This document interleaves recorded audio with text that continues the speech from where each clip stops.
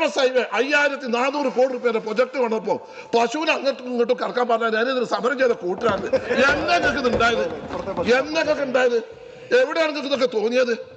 ഇപ്പൊ നിങ്ങൾക്ക് കേരളയിൽ ഞാൻ കണ്ണൂരിൽ നിന്ന് അപ്പം തിന്നാല് തിരുവനന്തപുരത്ത് നിന്ന് തിന്നാറ് ഗോവിന്ദൻ മാസ്റ്റർ ക്ലാസ് നിങ്ങൾക്ക് വേറെ പണിയൊന്നുമില്ലേ? നിങ്ങളത് ആലോചിച്ചു നിങ്ങളെ പാർട്ടി എടുക്കാൻ ഈ പോക്ക് ആകെ CPI-ക്കാരെ പറ്റി അഭിപ്രായമില്ല. കാരണം ആയിട്ട് പോയി. കാരണം മന്ത്രിമാരിങ്ങനെ വന്ന് എല്ലാവരും നല്ല പുതിയാപ്പിളായി 20 ആളും ഇവിടുന്ന് തേട്ടം പോണ മാതിരി കാസർഗോഡ് നിങ്ങളുടെ തിരുവനന്തപുരത്തേക്ക് 42 ദിവസം എന്നിട്ട് ഇങ്ങനെ വിഭവസമൃദ്ധമായിട്ടുണ്ട്. എല്ലാത്തിൻ്റെ വെയിറ്റ് 6 കിലോ നിങ്ങളുടെ കൂടി നല്ല നാട്ടുകാർക്കത് പ്രയോജനം ഉണ്ടായി. നിങ്ങളൊന്ന് ആലോചിച്ച് നോക്കി. നിങ്ങൾക്ക് ഉണ്ടായോ? ഞാൻ ചോദിക്കട്ടെ, ശൈലജ ടീച്ചർ മണ്ഡലത്തിൽ പോയപ്പോ എന്തുണ്ടായത്? ആ ഭാസ്കര മാഷൊക്കെ കിട്ടി, ശൈലജ ടീച്ചർക്ക് കിട്ടി. പിന്നെ ജനങ്ങളുടെ പ്രശ്നം അധ്വാനിക്കുന്ന മാണിസാറിന്റെ സിദ്ധാന്തങ്ങൾ അറിയപ്പെടുന്ന എന്റെ കേരള കോൺഗ്രസ്സുകാരാ. അവിടെ പോയിട്ടല്ലേ നിങ്ങൾ അവിടെ പാലായിൽ അവിടെ പാവപ്പെട്ടവന്റെ എന്നും റബ്ബർ കർഷകരുടെ കാര്യങ്ങൾക്ക് വേണ്ടി പോരാടുന്ന നിങ്ങളുടെ MP പ്രസംഗിച്ചപ്പോൾ അങ്ങേർക്ക് വിവരമില്ല, അങ്ങേർക്ക് ഇത് എന്താണെന്ന് അറിയില്ല എന്ന് തോമസ് ചാഴിക്കാടൻ 20 കൊല്ലം MLA ആയ ആളെയും മുഖ്യമന്ത്രി പരിഹസിച്ചു. അപ്പോഴും നിങ്ങൾ മിണ്ടിയില്ല. പിന്നെ വന്നിട്ട് ഇവിടെ വന്നിട്ട് മുഖ്യമന്ത്രിക്ക് ഒരു പരാതി, റബ്ബറിന്റെ താങ്ങുവില വർദ്ധിപ്പിക്കുന്നത്. നിങ്ങൾ ആലോചിച്ചോക്കെ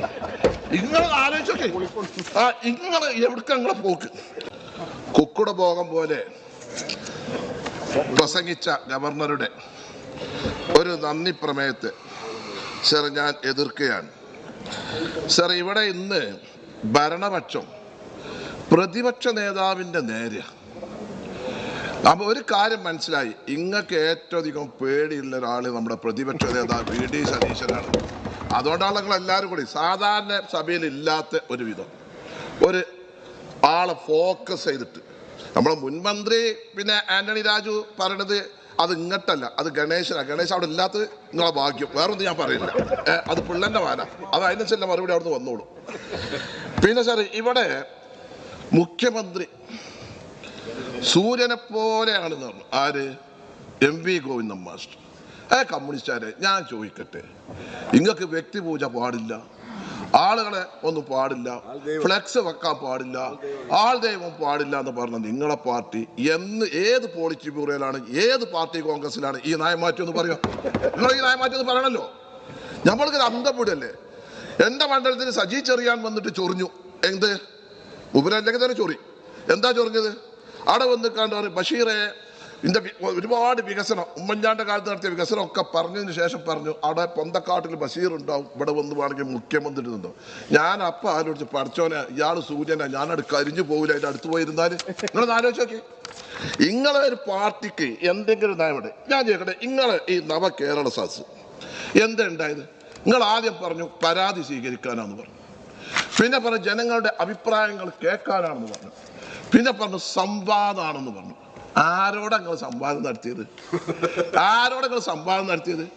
ഏറ്റവും വലിയ പണക്കാരെ പൗരപ്രമുഖർ എന്ന് പറയുന്ന ആൾക്കാരെ വിളിച്ചിട്ട് അധ്വാനിക്കുന്ന തൊഴിലാളി വിഭാഗത്തിന്റെ പാർട്ടി എന്ന് പറയുന്ന പാർട്ടി, ബൂർഷകൾ എന്ന് പറയുന്ന ഒരു കാലഘട്ടത്തിൽ എല്ലാ കാലഘട്ടത്തിലും അൻവറാഡിക്ക് പ്ലീസ്, കാരണം തിരക്കതൊന്നും ശരിയായില്ല, പ്ലീസ് ഡൗൺ. അതിന് എന്ത് പറ്റിച്ചാൽ ആ അധ്വാനിക്കുന്ന വർഗത്തിന് എല്ലാവരെയും ബൂർഷ എന്ന് പറയുന്ന നിങ്ങൾ ആ ബൂർഷകളൊക്കെ വിളിച്ചിട്ട് പാല് അണ്ടിപ്പരിപ്പ് ചാലിച്ചിട്ട് കൊടുക്കണ ആളുകളല്ലേ നിങ്ങൾക്ക് ഉളുപ്പറ സാധനങ്ങൾക്കുണ്ട്. അവിടെയൊക്കെ പോയി കാണുന്നതാണ് BC ബ്രാഞ്ച് സെക്രട്ടറി, LC അങ്ങനെ കാവലിക്ക ഇങ്ങനെ പറഞ്ഞേക്കുക. എന്നിട്ട് മറ്റൊരാളുടെ ഉള്ളിലേക്ക് പ്രവേശനമില്ല. എന്നിട്ട് ഓരോട് എന്തെങ്കിലും കാര്യം ചോദിക്കുക. ഇവിടെ മറ്റൊരു ഒരു നവകേരളത്തിൽ ഈ രാജീവൊക്കെ അത്യാവശ്യം വിവരമല്ല, ഒരു കോമൺ സെൻസിലെ ഒരു ബുദ്ധിയിലെ സാധനമാണ് ഞാൻ വിചാരിച്ചിരുന്നു. പക്ഷെ ഇങ്ങനെ ഉണ്ടോ ഒരു പരാതി 20 ആള് പോയിട്ട് ഒരു 100 ആൾക്ക് ഒരു 5 പരാതിയൊക്കെ നിങ്ങൾ വാങ്ങണ്ടേ? നിങ്ങളെ കൈക്ക് നിങ്ങൾ എവിടെയാ പോയി വാങ്ങിയത്? സർ, ഒരു പരാതി പോയി ഒറ്റ തഹസിൽദാർക്ക് പരാതി കൊടുത്തിട്ട് ഒരു കാര്യം തീരുമാനമായി. അവസാനം കേരള സദസ്സിൽ പോയി. കേരള സദസ്സിൽ പോയപ്പോൾ പോയി പരാതി കൊടുക്കുമ്പോൾ പിന്നെ അത് വാങ്ങണം ആ തഹസിൽദാറാ സർ. പിന്നെ സർ ആ തഹസിൽദാറാണ്. അത് സാർ ഈ മൂത്രക്കല്ലിന് അസുഖം ഉണ്ടായപ്പോൾ നമ്മളെ നാട്ടില് പറഞ്ഞു കോഴിക്കോട് നല്ല ഡോക്ടർ ഉണ്ട്, അവിടെ നിന്ന് പോയി നോക്കുകയാണ്. കോഴിക്കോട് ചോദിക്കുമ്പോൾ ഓനെ കാണിച്ച് ആ ഡോക്ടറെ അപ്പോൾ മൂത്രക്കല്ലിന് നോക്കാൻ അവിടെ സ്പെഷ്യലിസ്റ്റ്. അതേമാതിരി സാർ ഇവരെ കാലത്തിലെ പരാതികൾ സ്വീകരിക്കുന്നത് ആരാ? നിങ്ങളത് ആലോചിക്ക്. ഇങ്ങനെ എന്തെങ്കിലും തീരുമാനമുണ്ടോ? എന്താ ഉള്ളത്? 20 മന്ത്രിമാരിങ്ങനെ വന്ന് എല്ലാവരും നല്ല പുതിയാപ്പിളായി 20 ആളും ഇവിടുന്ന് തേട്ടം പോണ മാതിരി കാസർഗോഡ് നിങ്ങളുടെ തിരുവനന്തപുരത്തേക്ക് 42 ദിവസം എന്നിട്ട് ഇങ്ങനെ വിഭവസമൃദ്ധമായിട്ടുണ്ട്. എല്ലാത്തിൻ്റെ വെയിറ്റ് 6 കിലോ നിങ്ങളുടെ കൂടി നല്ല നാട്ടുകാർക്കത് പ്രയോജനമുണ്ടായി. നിങ്ങളൊന്ന് ആലോചിച്ച് നോക്കി, നിങ്ങൾക്ക് ഉണ്ടായോ? ഞാൻ ചോദിക്കട്ടെ, ശൈലജ ടീച്ചർ മണ്ഡലത്തിൽ പോയപ്പോ എന്താ ഉണ്ടായത്? ആ ഭാസ്കര മാസൊക്കെ എത്ര കിട്ടി? ശൈലജ ടീച്ചർക്ക് എത്ര കിട്ടി? പിന്നെ ജനങ്ങളുടെ പ്രശ്നം അധ്വാനിക്കുന്ന വാണി സാറിന്റെ സിദ്ധാന്തങ്ങൾ അറിയപ്പെടുന്ന എന്റെ കേരള കോൺഗ്രസ്സുകാരാ. അവിടെ പോയിട്ടല്ലേ നിങ്ങൾ അവിടെ പാലായിൽ അവിടെ പാവപ്പെട്ടവന്റെ എന്നും റബ്ബർ കർഷകരുടെ കാര്യങ്ങൾക്ക് വേണ്ടി പോരാടുന്ന നിങ്ങളുടെ MP പ്രസംഗിച്ചപ്പോൾ അങ്ങേർക്ക് വിവരമില്ല, അങ്ങേർക്ക് ഇത് എന്താണെന്ന് അറിയില്ല എന്ന് തോമസ് ചാഴിക്കാടൻ 20 കൊല്ലം MLA ആയ ആളെയും മുഖ്യമന്ത്രി പരിഹസിച്ചു. അപ്പോഴും നിങ്ങൾ മിണ്ടിയില്ല. പിന്നെ വന്നിട്ട് ഇവിടെ വന്നിട്ട് മുഖ്യമന്ത്രിക്ക് ഒരു പരാതി, റബ്ബറിന്റെ താങ്ങുവില വർദ്ധിപ്പിക്കുന്നത്. നിങ്ങൾ ആലോചിച്ചോക്കെ, എവിടേക്ക് പോക്ക്? ഇങ്ങനെ പറയണ കേട്ടാല് എന്താ നിങ്ങൾ നടത്തിയത്? ഇവിടെ പറഞ്ഞു വികസനത്തിന്റെ കാര്യം പറഞ്ഞു. ഇങ്ങക്ക് എന്തേത് ഉണ്ടായത്? എന്റെ ബഹുമാന സുഹൃത്ത് ഡോക്ടർ MK മുനീർ കേരളത്തിന്റെ പൊതുമരാമത്ത് വകുപ്പ് മന്ത്രിയായിരിക്കുന്ന കാലഘട്ടത്തിൽ കാസർഗോഡ് ഇവിടെ ചന്ദ്രശേഖരൻ ഗവർണർ വേണ്ട എന്ന് പറയുന്ന കൂട്ടരാണ്. ഞാൻ 9 മാസം മുമ്പ് ഈ സഭയിൽ ആ ഗവർണർ നോളയാണെന്ന് പറഞ്ഞപ്പോ എന്റെ പേരിൽ നടപടി എടുക്കണമെന്ന് പറഞ്ഞ ആളാണ് ആ ഭാരത CPI സഭാ രേഖയൊക്കെ. അത് ഇതിനെ പറ്റി പറഞ്ഞതാണ്. ഇപ്പൊ വർഷ മൂപ്പർക്ക് കൊടുത്ത് ഒരു പോസ്റ്റില് അതവിടെ പോട്ടെ. സർ ഇതില് നിങ്ങൾ ആലോചിച്ചു സർ, ഇവര് എല്ലാ കാര്യത്തിലും. പിന്നെ നിങ്ങൾ പറഞ്ഞു സമരത്തിന്റെ കുത്തകാർക്കാ കേരളത്തിൽ ഇങ്ങക്കാം, അതിന്റെ നീതി ആർക്കാ ഇങ്ങക്കാം. അതിന് കൈവശം വെച്ച് അതിന്റെ നീതിയും അതിന്റെ കുത്തകയും ഒക്കെ കൈവശം വെച്ചത് SFIക്കാരും CIT-ക്കാരും. ഇപ്പൊ 7 കൊല്ലായിട്ട് നിങ്ങൾക്ക് സമരമില്ല. അപ്പോഴാണ് അതിനിടയിലാണ് നിങ്ങൾക്കൊരു എക്സസൈസ് എടുക്കാൻ വേണ്ടിയിട്ട് ആ പാവപ്പെട്ട യൂത്ത് കോൺഗ്രസ്സുകാരെ ആ നവകേരള സദസ്സിന്റെ പേരിൽ ഒന്ന് മർദ്ദിക്കാൻ വേണ്ടി തീരുമാനിച്ചു.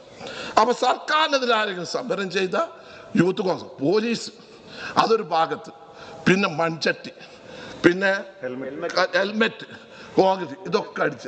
എന്നിട്ട് നമ്മളെ മുഖ്യമന്ത്രി ഇവർക്കൊക്കെ ജീവൻ രക്ഷിക്കാൻ രക്ഷാപ്രവർത്തനം നടത്താൻ അതിന് ആഭ്യന്തര വകുപ്പ് ഒരുക്കാട് ഓസാന പാടി. പിന്നെ എവിടെയെങ്കിലും പോലീസുകാരേതെങ്കിലും കേസ് എടുക്കുമോ? നിങ്ങളൊന്ന് ആലോചിച്ച് നോക്കി. നാളെ നിങ്ങൾ പുറത്തിരിക്കുമ്പോൾ ഞങ്ങൾ ആൾക്കാർ ചെയ്താലോ? ആ കോൺഗ്രസ്സുകാർ നിങ്ങൾ അങ്ങനെ കണക്കാക്കണ്ട. ഐറ്റങ്ങൾ 5 10 ആണെങ്കിൽ നിങ്ങളൊക്കെ നേരിടാൻ ഐറ്റങ്ങൾ മതി. അത് നിങ്ങൾ മനസ്സിലാക്കായിട്ടാ. നിങ്ങളെന്താ ചെയ്തത്? അവരെങ്ങനെ എപ്പോഴും ആക്രമിച്ച് ഒക്കെ ചെയ്തു.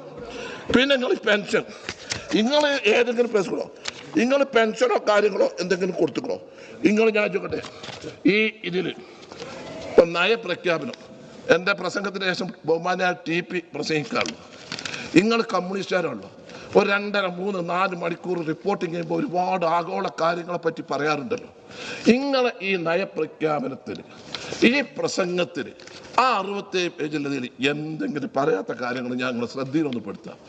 സംസ്ഥാനത്തെ കർഷകരിൽ നിന്ന് നെല്ല് സംഭരിക്കുമ്പോൾ നെല്ല് സംഭരണ രസീത് PRS നൽകി തുക വായ്പയായി അനുവദിക്കുകയും വായ്പ തിരിച്ചടവ് സർക്കാർ മുടക്കിയാൽ ബാധ്യത കർഷകരിൽ നിക്ഷിപ്തമാക്കുകയും കർഷകരുടെ സിവിൽ സ്റ്റോറിനെ